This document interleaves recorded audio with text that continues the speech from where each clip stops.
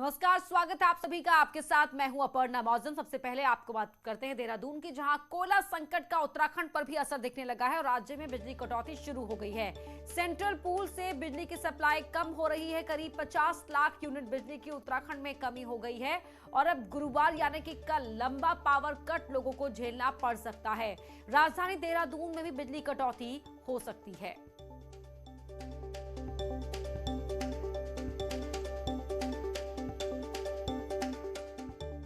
हरीश रावत ने 2016 में कांग्रेस छोड़कर गए बागियों को महापापी कहा तो सूबे में सियासी संग्राम छिड़ गया।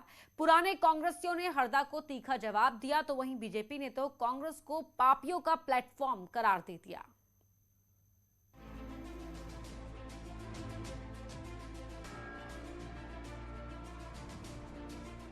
यशपाल के बीजेपी छोड़ने के बाद राज्य की सियासत गरमाई हुई है, जिसके बाद हरीश रावत ने साफ कहा है कि जो महापापी अपने पाप की माफी नहीं मांगेगा उसकी कांग्रेस में एंट्री नहीं होगी।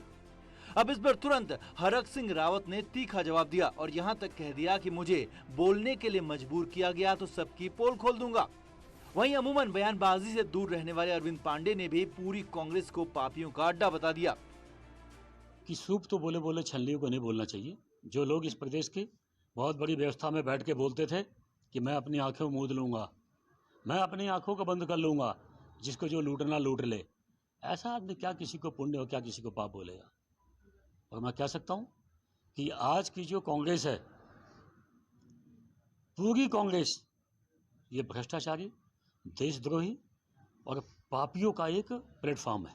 सही मायने में पाप किसने किया है? उत्तराखंड की जनता को मुझे कहना नहीं चाहिए था, लेकिन हरीश भाई मजबूर कर रहे हैं कि डेनिस जैसी जहरीली शराब पिलाकर उत्तराखंड के नौजवानों का भविष्य किसने खराब किया। सही मायने में तो ऐसे लोगों को माफी मांगनी चाहिए जिन्होंने उत्तराखंड जैसे देवभूमि में जहर पिलाने का काम किया है। अब सियासत में डेनिस का जिक्र आया तो कांग्रेस भला चुप कैसे बैठती और यहां तक कह दिया कि अगर ये जहर है तो फिर बीजेपी राज में डेनिस की कैंटीन सप्लाई क्यों हो रही है। चलिए, हमने तो जो भी किया उसमें भागीदार वो लोग भी थे, वो मंत्री परिषद के सम्मानित सदस्य थे, तब नहीं बोले और आज बोल रहे हैं। लेकिन आज तो दुर्भाग्य है कि भारतीय जनता पार्टी सेना के जवानों को कैंटीन के माध्यम से डेनिस उपलब्ध करा रही है। आप देख लीजिए, किसी कैंटीन में जाके आपको डेनिस उपलब्ध होगी। तो अब महापापियों के बीच शराब का जिन्न भी फिर से बाहर निकल आया है और अब देखना होगा कि आगे की सियासत में ये क्या रंग दिखाता है। देहरादून से न्यूज़ 18 के लिए सुनील नवप्रभात की रिपोर्ट। प्रदेश में चल रही दल बदल की राजनीति के बीच पूर्व पीसीसी चीफ किशोर उपाध्याय ने बीजेपी में जाने की चर्चाओं पर सफाई दी। कहा कि ये सब अफवाहें हैं और वो उन लोगों में से नहीं हैं जो चोरी छिपे कहीं जाएं। अगर कोई बात होगी तो अपनी पार्टी में रखेंगे और उसके बाद जो सही होगा वो फैसला लेंगे। लेकिन अभी ये सब अफवाहें हैं और इस ओर ध्यान नहीं देते हुए हमें आगामी चुनाव की तैयारियों पर फोकस करना चाहिए। किशोर उपाध्याय उन लोगों की तरह नहीं है कि चोरी छुपे कहीं चले जाएं। अगर कोई बात है तो साफ कहो, अपनी पार्टी में कहो कि भाई आपकी और हमारी नहीं बन रही है और ये मुद्दे हैं, तो उस पर उन मतभेदों पर अगर और लोगों के सवालों पर अगर कोई निर्णय लिया जाता है तो वो कोई बुरी बात नहीं है। और अगर हम कभी कोई निर्णय लेंगे तो हम इस तरह से चोरी छुपे थोड़े लेंगे। यशपाल की कांग्रेस में वापसी के बाद बीजेपी को अपनी रणनीति बदलने पर मजबूर होना पड़ा है। हालत यह है कि अब कांग्रेस बैकग्राउंड के नेताओं को थामे रखना सबसे बड़ी चुनौती है और पुराने कांग्रेसियों के बयान हर रोज बीजेपी की धड़कनें बढ़ा रहे हैं।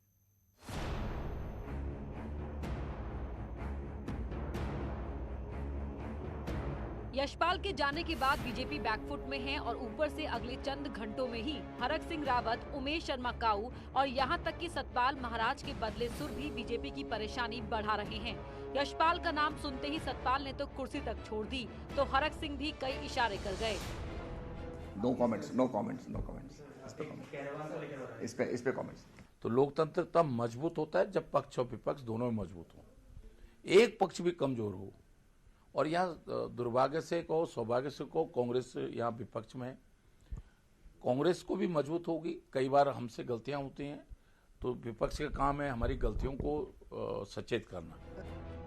असल में किसान आंदोलन के चलते तराई में बीजेपी वैसे ही पस्त है। ऊपर से बाजपुर और नैनीताल सीटों पर सिटिंग विधायक के जाने का झटका लग गया। अब बीजेपी का पहला चैलेंज यही है कि यशपाल की काट के लिए किसे दलित चेहरा खड़ा किया जाए। जो व्यक्ति भी जहाँ से भी आए हैं उनको हम भारतीय जनता पार्टी के कार्यकर्ता मानते हैं और उनको पूरा सम्मान देते हैं। अगर कोई व्यक्ति अपने निजी कारणों से निजी हित को ध्यान में रखते हुए पार्टी को छोड़ करके गया है तो ये उसकी समस्या है। हमारे लिए जो भी पार्टी में है हमारे नेता हैं, हम उनको पूरा सम्मान देते हैं और विभिन्न पदों पर भी उनको आसीन किया गया है। अब बीजेपी कोई रिस्क लेना नहीं चाहती, इसलिए मंगलवार को मदन कौशिक ने करीब घंटे भर तक हरक सिंह रावत से सीक्रेट मुलाकात की। अब देखना है कि बदली हुई परिस्थिति में सूबे की सियासत किस तरफ मुड़ती है। देहरादून से न्यूज़ 18 के लिए सुनील नप्रभात की रिपोर्ट। केंद्र सरकार ने कोविड से होने वाली मौतों पर मुआवजे का ऐलान किया था, जिसके बाद अब सीएम धामी ने इसमें तेजी लाने के निर्देश दिए हैं। कोविड से मौत पर मृतकों के परिजनों को 50,000 की आर्थिक मदद दी जाएगी। सीएम धामी ने बताया कि आवेदन के 30 दिन के अंदर मृतक परिवार को मुआवजा दिया जाएगा और इसके लिए सभी डीएम को जिम्मेदारी दी गई है। पिछले महामारी के दौरान जिनके परिवार से भी कोई भी एक सदस्य के जाने पर एक सदस्य की अगर वहाँ डेथ हुई है तो हमने तय किया हमारी सरकार ने कि हम जो है उनको 50,000 रुपये की धनराशि सहायता राशि के रूप में देंगे। उत्तराखंड सरकार शीतकालीन चारधाम यात्रा संचालित करेगी। पर्यटन मंत्री सतपाल महाराज का कहना है कि नवंबर में चारों धामों के कपाट बंद होने के बाद सरकार शीतकाल में गंगोत्री, यमुनोत्री, बद्रीनाथ और केदारनाथ के शीतकालीन प्रवास स्थलों तक चारधाम यात्रा संचालित करेगी। इसके लिए लोक निर्माण समेत संबंधित विभागों को दिशा निर्देश भी जारी कर दिए गए हैं।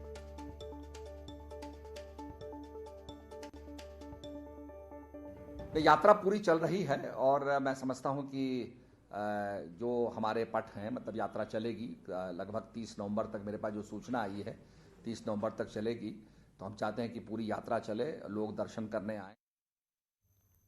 देवस्थानम बोर्ड का विरोध अब भी जारी है, लेकिन तीर्थ पुरोहितों को सीएम से मिले आश्वासन के बाद फिलहाल मामला शांत है और तीर्थ पुरोहित सांकेतिक तौर पर धरना दे रहे हैं।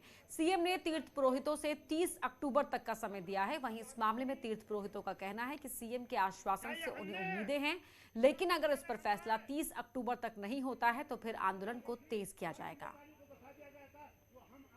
जो माननीय मुख्यमंत्री जी ने जो हमें आश्वासन दिया है, इसके लिए सभी लोग जो हैं इनकी आशा में हैं और वो 30 तारीख की इंतजारी में है सारे लोग।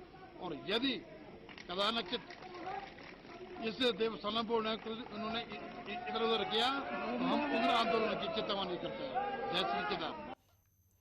उत्तराखंड में जमीन जिहाद को लेकर सरकार की सख्ती के बाद अब पुलिस भी एक्शन में है और ऐसी बस्तियों को खंगाला जा रहा है जहां संदिग्धों के रहने, अवैध कब्जे को लेकर जानकारी मिली है।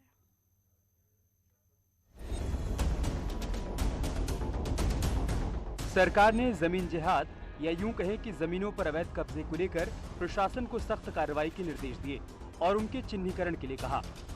देहरादून में 128 स्लम एरिया हैं और पिछले कुछ सालों में इन बस्तियों में अचानक से लोगों की भीड़ बढ़ी है। शिकायतें मिलने के बाद हाल ही में सरकार ने सभी जिलों से रिकॉर्ड खंगालने के लिए कहा, जिसके बाद देहरादून पुलिस अब इन बस्तियों में वेरिफिकेशन ड्राइव चला रही है। कांग्रेस को लगता है कि चुनाव से पहले ये कदम कमजोर तबके को डराने के लिए उठाया जा रहा है, जबकि बीजेपी कहती है कि बस्तियों में रोहिंग्या जैसे संदिग्ध लोगों पर नकेल कसना जरूरी है। लगातार उनको बस्तियों में घुसकर जैसे क्रिमिनल लोग होते हैं उनको छापा मारकर डंडे से उठाना, मारना, पीटना, दहशत फैलाना और अगर कोई एक्स्ट्रा उनका कोई रिश्तेदार आता है या किराएदार आता है तो उन पर 10-10, 20-20 हज़ार का जुर्माना करना, ये सरासर बिल्कुल गलत कर रही है। और ये चुनावी माहौल है, चुनावी माहौल को वो बनाना चाहती है और उन गरीब और निर्धन परिवार और बस्तीवासियों को डराना चाहती है। मेरी समझ से परे है कि कांग्रेस ये क्यों मानती है कि यही लोग उनको वोट देने वाले हैं, बाकी लोग उनको वोट नहीं देने वाले हैं। या तो सरेंडर कर चुके हैं और वो इन्हीं के वोटों पर निर्भर है कि जो अवैध तरीके से इस देश की ज़मीन पर रह रहे हैं और जो यहाँ पर यहाँ की शांति को भंग करना चाहते हैं, गलत तरीके के लोग हैं। अकेले देहरादून में 1600 से अधिक लोगों का रिकॉर्ड खंगाला गया और पुलिस का कहना है कि ये ड्राइव आगे भी जारी रहेगी। हमने वो अभियान यहाँ पर देहरादून में शुरू किया है, जैसा कि आज आपने देखा होगा, और वो लगातार हमने कुछ बस्तियाँ ऐसी आइडेंटिफाई करी हैं जो कि देहात में भी हैं और सिटी एरिया में भी हैं, तो उनका लगातार हम वेरिफिकेशन करेंगे। आज भी काफ़ी हमारे द्वारा चालान किए गए हैं, आगे भी इस तरीके का प्रोसेस चलता रहेगा। इस तरह की अवैध बस्तियां सिर्फ देहरादून तक ही सीमित नहीं है, बल्कि प्रदेश के तकरीबन हर बड़े शहर में इनका फैलाव हो चुका है। ऐसे में पुलिस के लिए हर बस्ती में वेरिफिकेशन करना किसी चुनौती से कम नहीं है। न्यूज़ 18 के लिए देहरादून से सत्येंद्र बर्थवाल की रिपोर्ट। रामनगर से खबर है, जहां सुंदरखाल के लोगों के साथ आम आदमी पार्टी ने विधायक कार्यालय का घेराव किया। इस दौरान आप नेता शिशुपाल रावत की विधायक से झड़प हो गई। हालांकि इस दौरान पुलिस भी बचाव करती हुई दिखी। बताया जा रहा है कि सुंदरखाल के रहने वाले लोग बुनियादी सुविधाओं की मांग को लेकर विधायक के ऑफिस पहुंचे। इसी दौरान विधायक दीवान सिंह बिष्ट ने अपनी बात रखने की कोशिश की, लेकिन आप नेता शिशुपाल रावत ने बीच में कुछ बोलने की कोशिश की, जिस पर विधायक और आप नेता के बीच बहस शुरू हो गई और मामला झड़प तक जा पहुंचा। पिथौरागढ़ में चीन बॉर्डर पर बसी दारमा घाटी 115 दिन बाद शेष दुनिया से जुड़ गई है। इस साल की बरसात में दारमा घाटी को जोड़ने वाली रोड जगह जगह जमींदोज हो गई थी। बॉर्डर की लाइफलाइन खुलने से हजारों लोगों की जिंदगी तो पटरी पर लौटी ही, साथ ही सुरक्षा बलों को भी राहत मिली है। दारमा घाटी के हजारों परिवारों को इस साल बरसात ने जो दर्द पहुंचाया, उसे शब्दों में बयां कर पाना आसान नहीं है। जून के पहले पखवाड़े में आई आसमानी आफत ने बॉर्डर की लाइफलाइन को कई जगह जमींदोज कर डाला। नतीजा ये हुआ कि दारमा और चौदास घाटी के 50 गांव 15 जून से पूरी तरह कैद हो गए। तवा घाट से आगे 70 किलोमीटर की रोड का नामो निशान तक मिट गया था, लेकिन अब पूरे 115 दिन बाद बॉर्डर की घाटी में आवाजाही बहाल हो गई है। फायदा तो काफी मिलेगा। आने जाने के लिए जो समस्या हो रही थी, इसमें हमारे स्तर से कह लो या बिहार को स्तर से काफ़ी विलम्ब हुआ है और पूरे बरसात सीजन लग गया है। जून में ही ये बंद हो गई थी और पूरा ये जा करके अक्टूबर में खुल पाई है। ये बॉर्डर की लाइफलाइन खुलने से अब लोगों को रोजमर्रा की चीजों के लिए जूझना नहीं पड़ेगा। वहीं चीन सीमा पर तैनात सुरक्षा बलों की भी आवाजाही आसान हुई है। ये पहला मौका है जब सामरिक नजरिए से अहम रोड 3 महीने से भी अधिक वक्त तक बंद रही। उच्च हिमालय इलाकों में अब माइग्रेशन पीरियड शुरू होने वाला है। ऐसे में हजारों की आबादी के लिए सड़क का खुलना किसी वरदान से कम नहीं है। आज गाड़ी लेके मैं अभी आ गया हूँ। कल रात को यहाँ पे क्रिकेला डैम के पास रोड खुल गई थी, इसलिए मैं आज आ पाया हूँ घर पे। 115 दिन बाद आज पहुँच रहा हूँ। दारमा घाटी में लगभग 50 से ज़्यादा जो गाड़ियाँ फंसी थी वो आज आ पाई है और हम प्रशासन से मांग करते हैं कि तो अगली बार अगले साल मानसून काल में इस प्रकार की इतने लंबे समय तक रोड बंद ना हो। इस साल की बरसात ने पिथौरागढ़ के बॉर्डर इलाकों में भारी तबाही मचाई और यही वजह है कि दारमा के साथ ही व्यास घाटी को जोड़ने वाली रोड भी लंबे समय तक बंद रही है। अब जब बॉर्डर की अहम सड़कें खुलने लगी हैं, तो उम्मीद है कि सीमांत में रहने वालों की जिंदगी भी जल्द ही पटरी पर लौट आएगी। न्यूज़ 18 के लिए पिथौरागढ़ से विजयवर्धन उप्रेती की रिपोर्ट। दशहरा वीकेंड के चलते नैनीताल में बाहरी गाड़ियों की एंट्री को बंद किया गया है। नैनीताल शहर से बाहर ही बाइक और गाड़ियों को पार्क किया जाएगा। इसके साथ उन्हीं टूरिस्ट को शहर में आने की अनुमति दी जाएगी जिन टूरिस्ट के पास होटल की बुकिंग है। इसके लिए प्रशासन ने नारायण नगर और रूसी बाईपास में पार्किंग की व्यवस्था की है। नैनीताल डीएम धीरज गर्ब्याल ने कहा कि 1 हफ्ते की छुट्टियां हैं और शहर में जाम ना लगे, इसके लिए भी पूरी तैयारी की है। हम लोगों ने ये कहा था कि जितने भी लोग हैं वो बुकिंग के माध्यम से ही आएंगे और जिन लोगों की बुकिंग नहीं है वो यहाँ पे उतनी जल्दी नहीं आ पाएंगे जब तक कि उनको पूरा कंफर्मेशन नहीं मिलेगा। और जो बाइक्स हैं वो आपके वीकेंड्स में शहर के बाहर ही खड़ी रहेंगी, तो वो व्यवस्थाएं हम लोग पुनः चालू करवा रहे हैं। कॉर्बेट नेशनल पार्क का नया पर्यटन सत्र शुरू होने जा रहा है। इस बार इस सत्र की यह खासियत है कि 15 अक्टूबर को बिजरानी खुलने के साथ ही यहां नाइट स्टे भी शुरू हो जाएगा। पहले यहां नाइट स्टे ढिकाला खुलने के बाद शुरू होता था। हालांकि ढिकाला टूरिज्म जोन 15 नवंबर से ही टूरिस्ट के लिए खोला जाएगा।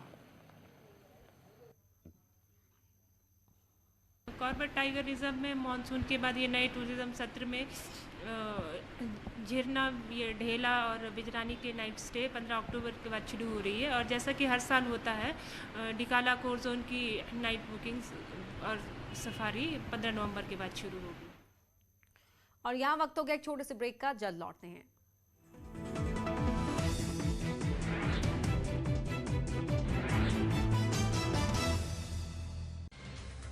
Headlines sponsor